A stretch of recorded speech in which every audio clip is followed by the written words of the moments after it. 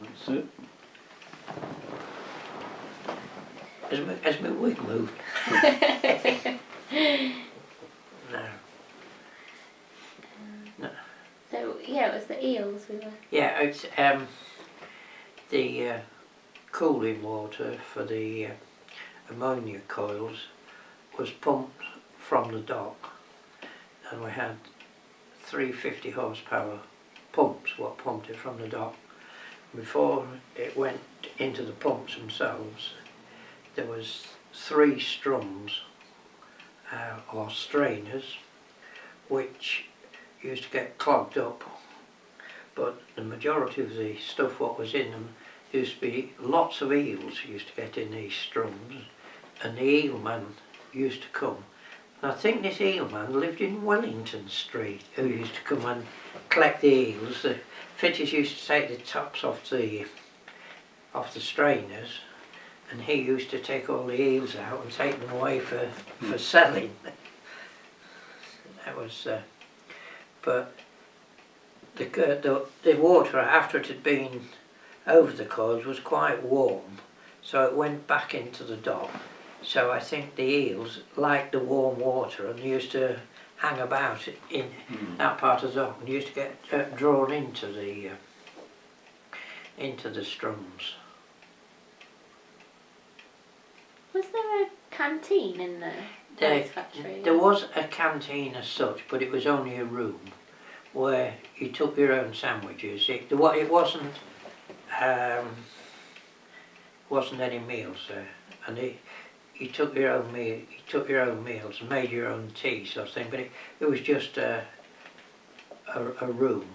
That was on the second floor. I remember you had to go upstairs to get to it, sort of thing. In the same way our workshop was on the second floor.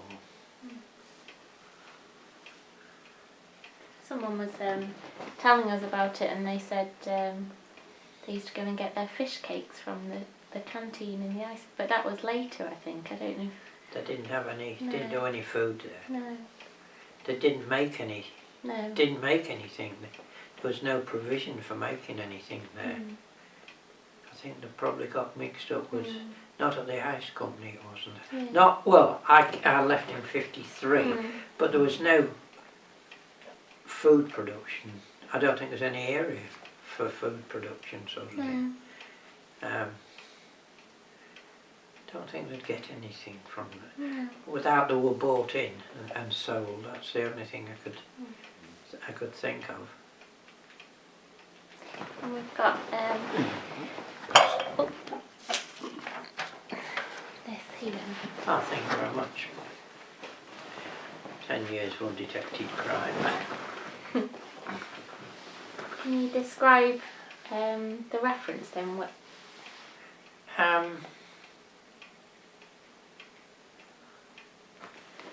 Tell us a bit. Yeah, that's right. It was I did a 6-year apprenticeship there, and when I left in 1953, I think it would be, to go into the Her Majesty's Service, press gowned, to do national service. I did 2 years national service, and before I went in, this was a reference which Mr. Fleming wrote out for me, and I came back, and I think I worked there for a 12-month, but I'd got itchy feet by that time for wandering around to earn some money, because this was a strictly 44 hour a week job, and having just got married and all that, one requires extra pennies to keep going, doesn't one, when one first gets married. But I can't think of any occasions. We'd work Saturday mornings when production was on, and we'd work Saturday mornings when we'd got a shutdown, a small shutdown or anything like that. But we never worked. I can never remember working a Sunday. You know, it was strictly 6-day-a-week job sort of thing, which was good from one point of view. But it was a happy family sort of thing. It was it had its own. It didn't have a shop or anything like that, but you had a chappie who sold cigarettes, tobacco, and all that on the job, and also there was the chappie who took bets. So you know, because betting wasn't legal, I don't think, in 46, 53 time. He used to collect all the bets up for those who, and that was, I think the betting slips were exchanged hands in the tinsmith's shop. That's where he hung out, then took them to what, well, there was illegal bookmakers, wasn't there? There were in the town, because they used to get raided every now and again, didn't they? I can remember. I think Mark Hardy, the hairdresser near Freeman Street Market, he was a bookmaker as well, sort of thing. But I think the bets used to go there, and then the fitters who were, well, not everybody had a bet. You could put a bet on with somebody, so there was always somewhere you could go, or you could always get in this canteen as such. It was there was an urn up there. You could make your own tea or coffee. I think they did sell Horlicks, but you had to make your own. You could. So I don't know if that was a sideline of the chappie who just kept the place clean or anything, but it was one of the old hands who ran that place. I think they called him Taylor, I'm not saying. Smallish chap, I can see him, but I can't remember his name. But it was a different place down there when you think of it. That docks was a hustle and bustle. All you just couldn't imagine what it was like. Then on a Friday afternoon used to be the fish dock races, what we call the fish dock races. That was all the ladies coming down to collect the trawler, their husband's money from the trawler office. And when I say it was one continuous stream, it would be like Victoria Street on a Saturday afternoon. The people coming, you know, it was all legitimate sort of thing. Because they used to go on a Friday afternoon to the trawler offices to collect the money, sort of thing. We used to see them going by. We had our vantage points, sort of thing. But you know, we were doing installation work and breakdowns. Most of the breakdowns were the cranes and all that. The cranes and the conveyors were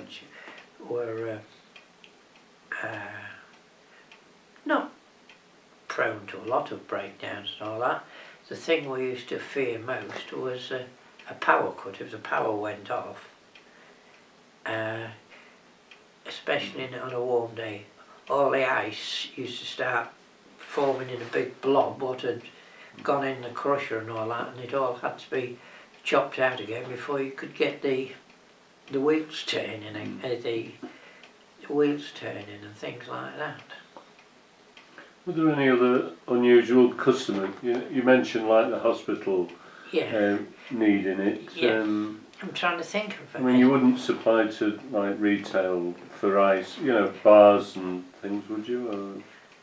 No, I don't think we did for bars. I think the ice cream men used to come down for it, because the ice cream containers, they used to have those like a round drum, wasn't it? Within a container, and they used to pack ice all around it, because they didn't have electric ones on the vans, did they, in those days? The ice cream men, I can remember coming down for a bit of ice. They came for, I'm trying to think of anybody else who... and a lot of the fish merchants came for their own ice, and there was a lot of carrier people on the dock with small lorries, but most decrepit these lorries were, because you didn't need a licence for them or anything being on the dock, with it being a private estate. And a lot of them were ex-WD vehicles, what they had, but there was also no end of horse-drawn carts there. I can remember, was it Sam Williams used to have them, then he had a few lorries as well, but there was the characters, you know, but we didn't see much of them, because we were within the factory itself, you see, so we weren't on the outskirts of it, sort of thing. Because there's hardly any windows in the place, you see, you wouldn't be looking out. And I think there's some sky, I don't think there's many windows in that place, is there, if I remember rightly. You couldn't say look out and say, oh, that's coming along.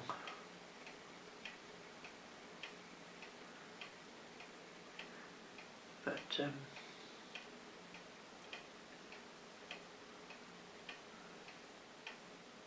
I think there's some crane drivers. There's a chap called Musson or Musley, was one of the real oldies chap when I was there. Sullivan, that was father and son worked there. They were on the production side. A chappie, I think they called him Jack Wynn. He lived in, you know, but they were all more or less local chappies and that. So. Were there a lot of father-son type? Yeah, there were quite a few, but I've been at other I worked at Peter Dixon's, but there was more family there than one, because there was only about 100 people there, you see, whereas Dixon's was 800 to 900 people when Dixon's was in its heyday. But they've all gone, haven't they? And that's the thing. Lovely. We've got quite a lot there, haven't we? Yeah. You have? Been good, Thank yeah. Thank you. Was it useful? Was that useful? Yeah, definitely. Yeah. Well, we've done